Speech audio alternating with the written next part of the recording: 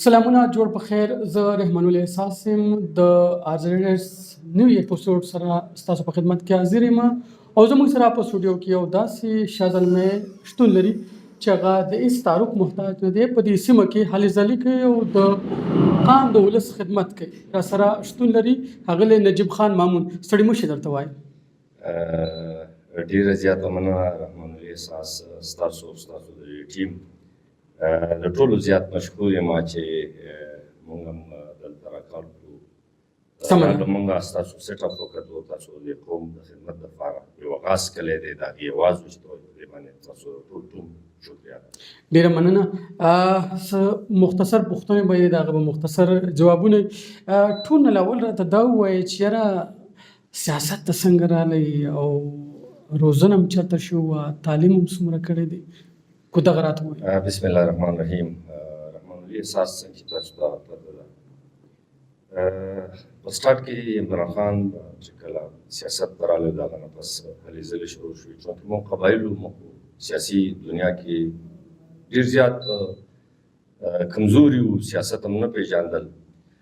زه سټوډنټ وم او پېښور کې. د کوم وخت خبره ده چې دا 2007 خبره ده یا چیرې زما یو مامو هغه ډاکټر و، یو میډیکل کالج کې و. هغې به عمران خان سره هلې ځلې کولې. انصاف ډاکټر قوم صدر و.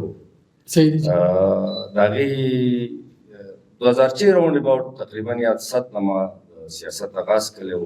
هغه د عمران خان ممبرشپ کارډونه به م وړل، ممبرشپ به م کوو. نو د هغې وخت نه مې آغاز کړی و. یعنې زما خیال و چې کله پلټ راغلی په هغې کې هغه ډاکټرانو ډېر ښه کردار هغه ټایم. ټیک ده. ښه، دا راته ووایه چې پارټیانې خو ډېرې زیاتې وې، بیا پکې تاسو د پاکستان تحریک انصاف انتخاب څنګه وکړو، په څه وجه وکړو؟ اصل خبره دا وه چې پاکستان تحریک انصاف عمران خان یو نوم و، د هغې مطلب کرکټ دنیا کې ډېر لوی نوم و. د هغه نه وروسته هغې شوکت خانم بیډکو نمل یونیورسټي هغې جوړه کړه. نو یو نوی نوم و، یو نوی سوچ و. نو د هغې په وجه باندې موږ انتخاب وکړو چې عمران خان د قوم او د ملک دپاره څه کول غواړي، راځئ چې موږ د هغې مرسته وکړو، د هغې په ټیم کې شامل شو. دغه شان موږ هم د دې خاورې او د پاکستان خدمت. دغه شان که موږ وګورو نو بټو صاحب راغلی، په هغه پسې هم خلک ورپسې وو. بیا نواز شریف راغلی، په هغه پسې هم ورپسې وو. اوس د هغه زوی دی، په هغه پسې هم خلک ورپسې دي. دغه شانتې په عمران خان پسې هم خلک ورپسې شو. خو یوه خبره هغه چې هغه ته په دې مجبوره کړې وې چې زه د خان صاحب ملګرتیا وکړم، کو هغه راته ووایه. اصل خبره دا وه چې عمران خان د قوم ته یو نوی سوچ راوړو چې موږ یو داسې ملک جوړ کړو چې هلته انصاف، انسانیت او خودداري، مطلب هلته یو فریډم یا ازادي هر سړي ته چې هغه څه کول غواړي هغه کولی شي. مطلب فریم آف سپیچ، مطلب یو په ملک کې د انصاف نظام قایمي، خودداري انسان ته په کوم باندې چې انسان مطمئن کېږي هلته ژوند تېرولی شي. نو هغه د هغې نارې څه موږ سات ورکړو چې موږ یو آزاد ژوند او یو خودمختاره ژوند. سمه. دغه خو ستاسو د ذاتي زندګۍ څو خبرې وې. اوس به راځو د باجوړ حوالې څخه به خبرې کوو. باجوړ کې یو شمېر ستونزې دي. کو ګورو په هر تحصیل کې د اوبو ستونزې دي، د انفراسټرکچر دي، د تعلیم دي، د امن ستونزې دي، بلا شی ستونزې دي. تاسو د باجوړ هلې ځلې کوئ، د باجوړ په مسلو باندې ژور نظر لرئ. ستاسو په سوچ او فکر کې د باجوړ د ټول نه لوی مسله کومه یوه ده؟ رحمان الاحساس څنګه چې تاسو ته پته ده چې موږ د بلا ستونزو ښکار یو. دا وخت موږ هغه فیس کوو او په هغې کې لکه تاسو ذکر وکړو چې د دغه ستونزو خو موږ ډېر مخکې نه ښکار یو. په دې سره سره موږ د امن چې کومه ستونزه ده 2008 نه واله تر 2024 او سټیل 2025 کې هم د هغه بدامنۍ ستونزه روانه ده. د انفراسټرکچر حوالې څخه چې چېرته امن نه وي، ظاهره خبره ده هلته به انفراسټرکچر څه صورتحال وي، هلته به د تعلیم څه صورتحال وي. د 2008 نه واله تر اوسه پورې تاسو ګورئ زموږ سکولونه 2016 پورې 18 پورې تقریبا زموږ په کالجونو سکولونو کې فوج ناست و، پولیس ناست و. لکه داسې ازادانه طور به تګ راتګ نه کېدو. بل زموږ روډونه چې کوم وو هغه څنګه استعمال شو، په هغې باندې جنګ تېر شو. د هغې نه وروسته بیا دې ته خو چا هغه طور طریقه باندې ونه کتل، هغې دپاره یې سوچ ونه کړو چې دلته خو جنګ شوی دی، دلته خو تباهي شوې ده. پکار دا ده چې دا حکومت بلکې کوم خلکو سره اختیار دی چې هغه دې ته وګوري چې مونږ کومه تباهي پیلاو کړې وه، دلته زمونږ د جنګ د وجې نه کومې ستونزې مسلې راغلي چې دا مسلې حل کړو. نو هغه چې بالکل ونه شوه. د امن ډېر لوی شی دی، د امن څخه دا نور ټول کارونه وروسته تړلي دي. ستا تجارت دی، ستا کاروبار دی، که ستا تعلیم دی، که ستا نور کوم مسلې دي، نو دا د امن نه وروسته یو ځای کې به اله ستونزې حل کېږي. و زه دا وایم چې دلته فرض که مونږ غټ انویسټران راولو او هغه انویسټمنټ کوي، خو چې هغې ته امن نه وي، نو څنګه به دا علاقه ترقي وکړي؟ مطلب دلته غټ تجارت یو کس شروع کوي د بارډر په ترو باندې، دلته امن نشته، نو څنګه به دا تجارت مخکې ځي؟ دلته مونږ د بار نه فرض که کالج دپاره پروفیسر راولو یا سکول ته د بار دپاره ښه ټیچر هایر شي یا راشي، مطلب سرکاري لیول باندې، خو چې امن نه وي هغه به څنګه ژوند تېروي؟ بل دا خپل بچو دپاره به هم ستا دا سوچي چې امن نه وي، زه دا بچی لېږم د خپل کور نه جدا، لکه دې ته به څه صورتحال وي؟ بازار ته تګ کې به دوکاندار ته څومره ستونزې دي؟ دا ټول ستونزې دا د امن. بالکل ستاسو خبره نو ډاوټ بالکل برابر ده. خو دا راته ووایه دا خبره ټول خلک کوي چې یاره بد امني ده. آیا د یو لیډر ځوان لیډر په حیث باندې کله تا دا سوچ کړی دی چې د دې حل او تګلاره څه ده؟ د ټولو نه اولنۍ خبره خو به دا د سټیټ ریسپانسیبلیټي چې هغه شهري او د خاورې ته تحفظ ورکړي. بحثیت قوم هم زموږ ذمهداري بالکل حیثیت قوم چې زموږ کومه ذمهداري ده هغه مده کول پکار دي. په هغې به هم درته خبره وکړم. خو فسټ اف آل چې کومه ذمهداري ده سټیټ او پر سټیټ کې دننه سیکیورټي ادارې دي، 26 دي یا څو ادارې دي، 24 دي، آی ډونټ نو. پکار دا ده چې هغه خپل کردار ادا کړي. موږ ګورو خبره به لږه اوږده کېږي، خو تاسو ګورئ چې دلته امن سټیټ خراب کړی دی. صحیح. هغه څنګه؟ په سټارټ کې به زه تاسو ته د هغې لږ وضاحت وکړم. کله چې زمونږ د یادو خبره ده، کله چې افغانستان باندې رشیا اټیک وکړو او د امریکې کوم واکداران رال پاکستان ته، هغوی په خیبر کې کېناسته چې او دا قبایل یې راوغوښته چې د دې روس خلاف زمونږ او ستاسو جهاد کېږي. مونږ اهل کتاب یو، تاسو مسلمانان یو، او هغوی مونږ ته کوم اصلحې پرووایډ کړې، ټریننګز دلته خلکو ته ورکړه په مختلفو نومونو باندې. چونکې مونږ خو ساده خلک وو، مونږ ته خو به چې چا قرآن بیان کړو، حدیث به بیان کړو، مونږ اوس هم هغه خلک یو قرآن او حدیث باندې عمل پیرا یو. نو دوی وویل چې په افغانستان کې جهاد کېږي، نو چونکې هر څه پرووایډ کړه او زموږ خلکو ته یې د مجاهدینو نوم ورکړو. ډېر ښه بیا وایي جهاد وکړو، مختلف کرېډونه لاړو، مطلب دې خلکو ته یې ښه احساسونه ورکړه. نو بیا هغه سوچ خو وکړه نه، مونږ خو مسلمانان یو، قرآن کې 402 آیات 482 یا 85 آیاتونه دي چې دا د جهاد متعلق راغلي دي. نو هغه سوچ خو زمونږ چونکې مونږ خو په منبر چې راته ملا کومه خبره وکړي د قرآن متعلق بېرته خو سټډي نشته، هماغه منو او هغه فالو کوو. نو هغه سوچ زمونږ پروت و. بیا چې کله امریکې اټیک وکړو، چونکې دواړه یو شان کافر دي، یو الله تعالی نه مني، بل الله تعالی مني، صرف فرق پکې دا دی. بیا چې زموږ خلکو د هغې خلاف جهاد کوو، نو بیا زمونږ کوم سټیټ ادارې چې دي یا کوم چې پاکستان واک لري او اختیار لري، هغه ادارو بیا دې خلک منع کړه چې تاسو په افغانستان کې جهاد نه کوئ. نو بیا داسې خلک راوچت شو چې هغې ویل چې زمونږ د کافرو خلاف، چونکې جهاد مونږ ته قرآن حکم دی، بیا خو به مونږ د ادارې یا د پاکستان د سټیټ خبره نه منو، بیا خو به مونږ د قرآن او رسول الله چې څه وي بیا به مونږ په هغې عمل پیرا کوو. نو بیا هغه خلکو چې کله جهاد شروع کړه، بیا د دې دهشتګردۍ نوم ورکړو. ټیک ده. خو کو ګورو په یو ملک یا په یو ریاست کې مشر د یو ملا د هډوکي کردار لري، او په جهاد کې هم دغه خبره ده چې کله امیر اجازت نه وي ورکړی نو هغه پورې جهاد نه کېږي. دلته کې که مونږ وګورو نو ریاست زمونږ یو قسمه امیر هم دی او مونږ یې ماموران یو چې هغه په دې ځای کې خبره وکړه. آیا مونږ په دې ځای کې د ریاست خبره منو که خپل زړه ته به ګورو؟ چونکې ظاهره خبره ده چې امارت د اسلام د رسول الله دور نه امیران کوم امیر به چې مقرر شو، نو په هغې لښکر به هغې فالو کول، او ریاست کې به هم د ریاست. خو ته به ګورې چې دا ریاست د دې ملک او د دې شهریانو په مفاد کې فیصلې کوي او که نه دا ریاست صرف خپل مفادات او د خپلو بچو مفادات عزیز کړي دي او د دې نور قوم او د ملک څخه پروا نه ساتي. نو چونکې دغه خو ټول پاکستانیانو ته پته ده چې زموږ ریاست صرف خپل مفادات عزیز کړي دي، د هغې اهلیانه د ملک نه بهر ده، د هغې بچي بینک بیلنس د ملک نه بهر دي.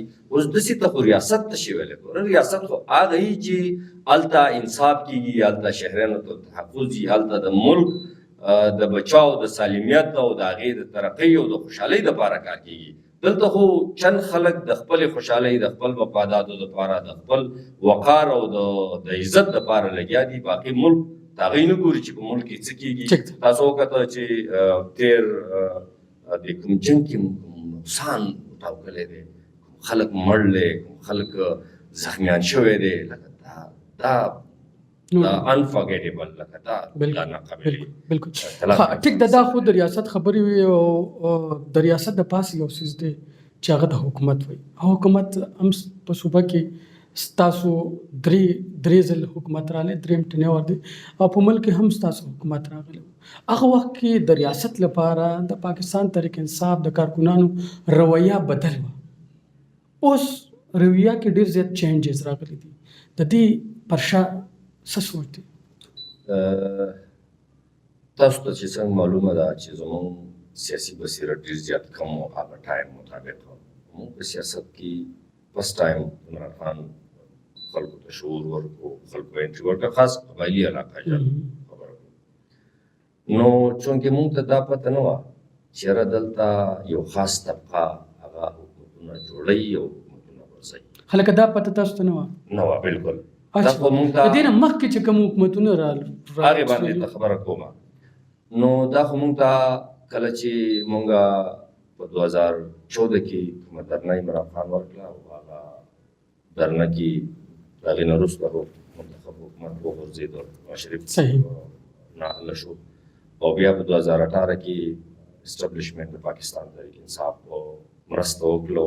چونکې دا یو حقیقت دی چې په 2018 حکومت کې اسټابلیشمنټ د عمران په بیک باندې ولاړو یا پاکستان تحریک انصاف په بیک باندې ولاړو، خو دغه ټیمه پورې لکه پاکستان تحریک انصاف ورکرانو ته او د پاکستاني قوم ته دا علم نه و چې یاره دا په ملک کې حکومتونه منتخب کول دا اسټابلیشمنټ دی پاکستان او اسټابلیشمنټ نه وي، زه به خاص کوم چې منتخب آرمي چیف وي او د هغې خوا او شا کې کوم خلک دا انتخاب دغه خلک کوي او بیا هغه ملک کې حکم جاری کوي چې یاره د فلاني امیدوار ملګرتیا وکړي او که ملګرتیا نه هغه فارم 47 په ذریعه باندې تاسو پارلیمنټ ته ولېږئ.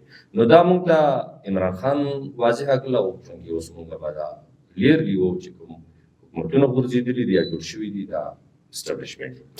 سمه ده. را به شو موږ د صوبایي حکومت په کردار باندې به خبره وکړو.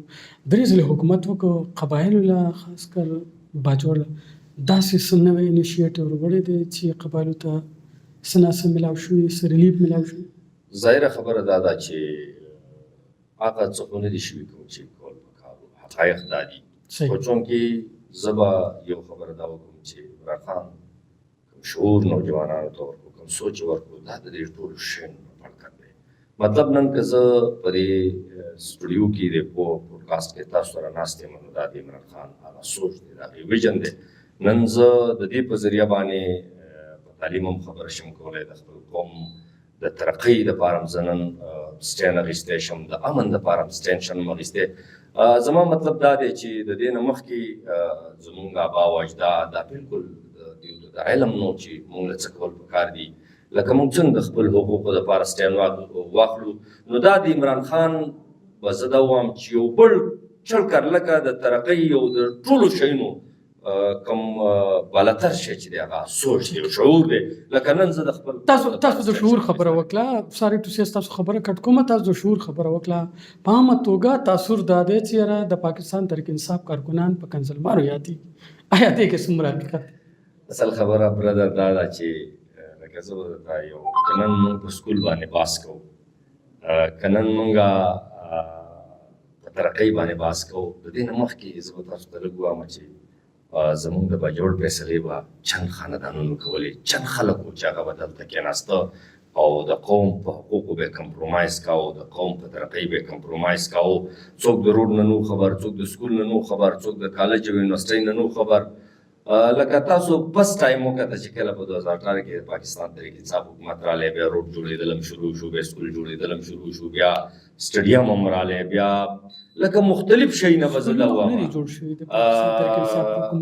لکه سکولونو جوړېدو خبره به دا وکړم چې هغې ته مونږ کوم پالیسي ورکړله او استادان هم هایر کړله او په هغې کې سیکنډ شپ شروع شو. لکه دا د عمران خان سوچ او ویژن و چې په هغې باندې مطلب عوام خبر شو. لکه زه به تاسو ته جنرالي خبره دا وکړم چې بل ورځ دیزي کې روډ سازېدو او دنیا خلکو پې تنقید کاوه، د هغې تکنسي چې کاوه، د هغې میټیریل چې کاوه. نو د دې نه مخکې زموږ قوم ته دا پته نه وه چې یاره مونږ څه کول پکار وي. بس یو کار به وشو، هغې کار په بیک به چې چا څه کمپرومایز وکړو هغې بلکل پته نه وه. نن که زه به تاسو ته وایم چیکن اینډ بیلنس شته دی، چیکن او عام وګړي ته دا حق هغه لیول خو ملک په سطح نشته. لکه عام وګړی د دې بیک اپ شي کولی. زه دا وایم زه یو عام معاشري یو عام فرد یم چې میډل کلاس وایي. لکه زه نن د خپل حق دپاره ودرېدی شم د هر سړي مخې ته الحمدلله او هغه به غواړم. دا وجه څه دی؟ عمران خان یو سوچ راکړی دی. نن که زه د امن دپاره هلې ځلې کوم، که د سکول د استاد تپوس کومه، که د روډ تپوس کوم، که د نالۍ تپوس کومه، که چپ سر سټینډ اخلمه، د ظالم خلاف ودرېږم، د مظلوم سره ودرېږمه. سبا زما یو بل د باډر مارچ را روان دی د تجارتي لارو د ګلابېدو دپاره سټینډ اخلم. دا صرف د عمران خان هغه سوچ دی او هغه ویژن و چې مونږ ته راکړی چې خپل حق دپاره سټینډ واخلئ، د خپلې علاقې ترقۍ دپاره ودرېږئ. نو زه هم دا بل چل کار د ټولو نه بل چل. د خان صاحب چې کوم ویژن او کوم سوچ و هغه د یوت او د ځوانانو لپاره. بیا که مونږ وګورو خیبر پښتونخوا کې دغه حکومت اوس هم ستاسو دی او 2 ټنوره نور هم تېر شوي. څنګه ما مخکې ذکر وکړو دلته که مونږ وګورو نو ځوانان د ټول نه لاول که مونږ دغه د ځوانانو د تعلیم باندې خبره وکړو نو لاول خو زموږ سره ټول نه های ریشو د ډراپ آوټ دا په میټرک کې ده، بیا اف ایس سی کې ده او بیا په هایر ایجوکیشن کې خو ډېره زیاته سیوا ده. هلته کې په پنجاب کې چې کومه سی ایم ده مریم نواز روزانه یو انیشیټیو ولي، لیپټاپ تقسیمیږي، سایکل تقسیمیږي، بایکونه تقسیمیږي، سکالرشپ یې ورکول شي دړادړ. دلته کې مونږ داسې څه انیشیټیو ونه دي د ځوانانو لپاره چې ځوانان د تعلیم طرف ته راشي یا ځوانانو ته داسې اپرچونټیز ورکړي یا ځوانانو ته څه نوکرۍ انټرنشپ یا نور څه د ځوانانو لپاره نور داسې څه انر ایوارډ وشي چې یاره ځوانان پکې انګیج شي. ځوانان دلته موږ وګورو نو خیبر پښتونخوا کې ځوانان بالکل داسې دي چې سوسایډ ته تیار شوي دي، تعلیم یافته ځوانان. د دې بس سپیناوی کوي تاسو؟ اصل خبره دا ده برادر چې عمران خان تاسو ته وویل سر په یود باندې خبره کوي او زه دا خبره وفندي کوم چې د دې نه مخکې به 2018 یا 13 د ګورنمنټ نه مخکې تاسو کتلي چې پارلمنټ کې به یو ځوان و، که هغه صوبایي لیول و که هغه وفاقي لیول و. نو د عمران خان هغه سوچ ټیک و چې یاره پارلمنټ ته ځوانان لاړ او پارلمنټ کار دا دی چې هلته به قانون سازي کېږي. هغه که تاسو ایجوکیشن باندې خبره وکړه نو دغه د قانون سازي او دا څومره څه چې کېږي دا به ته د اسمبلۍ فلور نه کې. نن که